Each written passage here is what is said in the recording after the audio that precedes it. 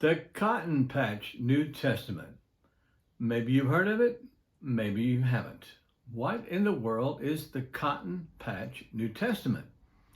Well, in short, it is an imaginative retelling of the gospel accounts and the letters of the New Testament. It transplants the stories from the first century Judea to 1950s rural Georgia and the Deep South. Judea becomes Georgia. Rome becomes Washington, D.C., Jerusalem becomes Atlanta, Gentiles becomes Negroes, Peter is named Rock Johnson, Petros, Rock, Simon Bar-Jonah, son of John, hence Rock Johnson. Get it? Crucifixion becomes a lynching. How and why did Clarence Jordan do this to the Bible? Well, this is the story we want to tell. First, the man and his life. So if you don't mind, give us 15 minutes or so as you journey along this story with the League of Biblical Enthusiasts.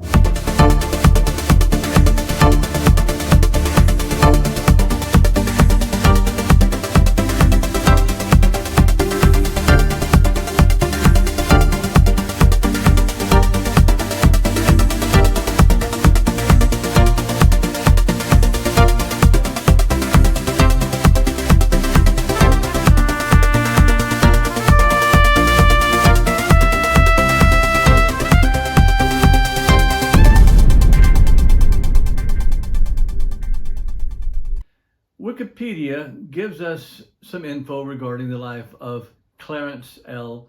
Jordan.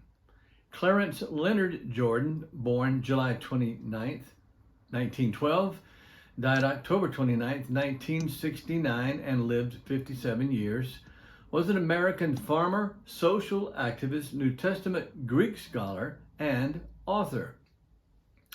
He was also the founder of Coia Farm, a small but influential religious community in southwest Georgia.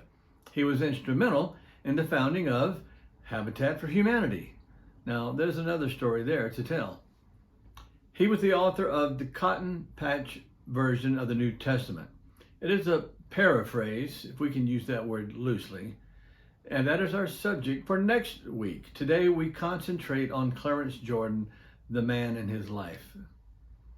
Clarence Jordan was born in Talbotton, small town in West Georgia, as the seventh of 10 children to James Weaver and Maud Jordan, prominent citizens of that small town. From an early age, Clarence was troubled by the racial and economic injustice he perceived in his community. So, hoping to improve the lot of sharecroppers through scientific farming techniques, he enrolled in the University of Georgia, earning a Bachelor's of Science in Agriculture in 1933. At the same time, he was president of the Baptist Student Union. During his college years, however, he was deeply troubled by the roots of poverty, and he realized that the roots were actually spiritual as well as economic. And so this conviction led him to attend the Southern Baptist Theological Seminary in Louisville, Kentucky, from which he earned a Master's of Theology in 1936 and a PhD in the Greek New Testament in 1939. He was ordained as a Southern Baptist minister in 1934, and while at seminary, he was a pastor of 3 small rural churches. He met Florence Kroger of Louisville, Kentucky, and the couple were married in 1936. They eventually had 4 children. Although Jordan received invitations to teach at Baptist colleges and prominent Baptist churches, he chose instead to move with his family to rural Georgia, and with friends Mabel and Martin England, they established the Coia Farm in 1942. This farm was a 440-acre tract of land near Americus, Georgia, and they intended to establish an interracial Christian farming community. They called it koinonia, which is a Greek word meaning communion or fellowship that we find in Acts chapter 2, verses 42, and it is applied to the earliest Christian community. Jordan said that the farm was his demonstration plot for the kingdom of God. Jordan decided to incorporate his agricultural training into his ministry and established Coia Farm as a Christian community in which members pooled their resources into a common treasury and treated all persons equally, regardless of race or class. Of course, this was not a popular idea at the time in southern Georgia. But he taught local farmers, black and white alike, advanced farming techniques to increase production and increase profit in the hopes of breaking the cycle of poverty that trapped so many of the local families. These families lived in peace for about 10 years before trouble began. Because of their commitments, Clarence and other Koinonians were disfellowshipped by the local Baptist church, and Coia Farm was eventually subjected to threats, violence, and economic boycotts. Koinonia also endorsed pacifism, a practice that made the community a target during World War II. Opposition to the war was not tolerated by the majority of citizens of the United States, who supported the good war as a safeguard to democracy, and conscientious objectors like those at Coia Farm were often ostracized or threatened. Needless to say, over time, Jordan's farm was looked upon skeptically by outsiders who didn't know quite what to make of it. Vicious rumors began to spread. Ignorance bred more ignorance, which bred prejudice, which eventually bred violence. Jordan's leadership was severely tested. In the summer of 1950, Jordan took a visitor from India to the all-white Rehoboth Baptist Church, where his friend was mistaken as a black man, and the church expelled all those at the Coia Farm from ever attending that church. The farm grew to 60 residents, 50 of whom were black. Neighboring whites were incensed when workers sent donations to support the Montgomery bus boycott in 1955, and Jordan agreed to sponsor 2 black students at the University of Georgia in 1956. Locals accused Jordan of pro-communist sympathies. Shootings, bombings, and Klan rallies followed.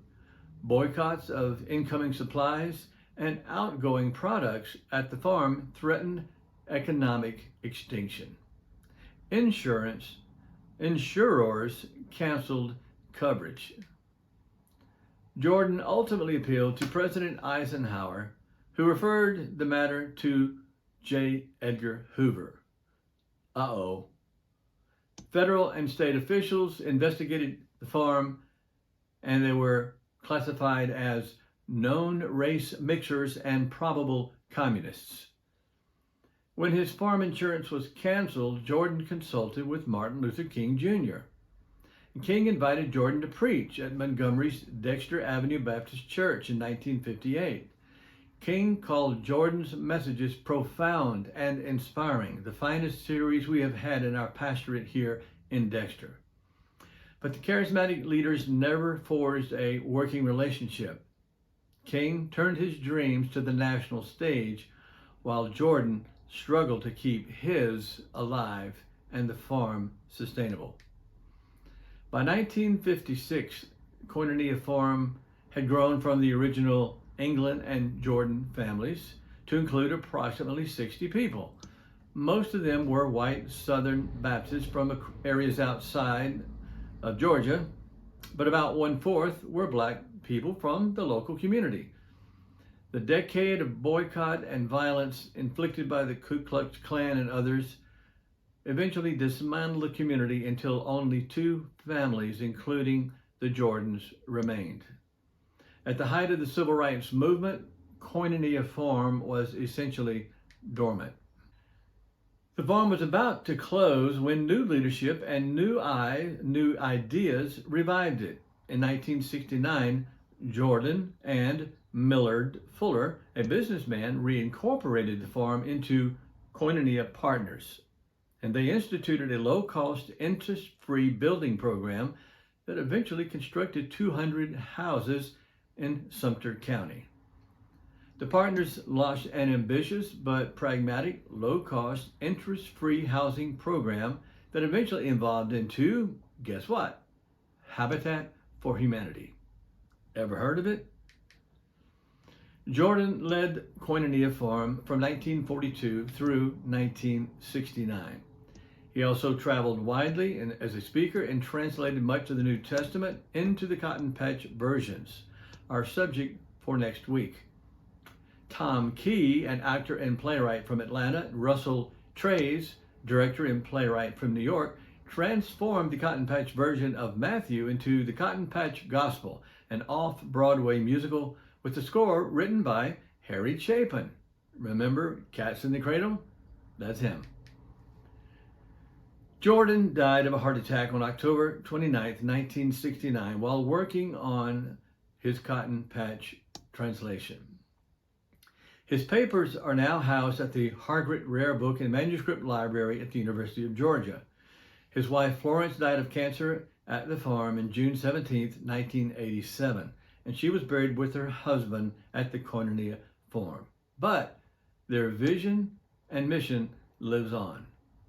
Coia Farm still operates to this day as a working farm and intentional Christian community. They welcome visitors and interns and operate various ministries as an alternative to materialism, militarism, and racism. Well, I hope this short introduction to Clarence Jordan serves as a backdrop for his paraphrase of the New Testament, which we look at next week. His version of the New Testament is a rewriting of the Gospels and letters set in rural South Georgia. It is an imaginative retelling of the story of the New Testament. It's a biblical transplant, so to speak. Jordan's experiences with racism, intolerance, and violence gave him a unique perspective, and he draws upon those for his paraphrase.